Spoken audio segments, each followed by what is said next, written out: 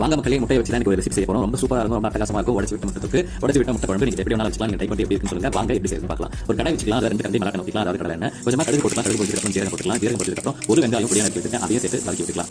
பொடியா நறுக்கின இஞ்சி கொஞ்சம் சேர்த்துக்கலாம். பொடியா நறுக்கின பூண்டு தாராளமாவே எடுத்துக்கோங்க. 2 பச்சை மிளகாய் கொஞ்சமா கருவேப்பிலை சேர்த்து நல்லா வதக்கி விட்டுக்கலாம். ஒரு வெங்காயம் அரைச்சிக்கலாம். அரைச்ச வெங்காயம் பேஸ்டா இப்போ இந்த வெங்காயத்துல சேர்த்துக்கலாம். சேர்த்து நல்லா பச்சை வாசனை போற அளவுக்கு நல்லா வதக்கி விட்டுக்கலாம். 2 மீடியம் சைஸ் தக்காளி எடுத்துக்கேன், அதை அரைச்சிக்கலாம்.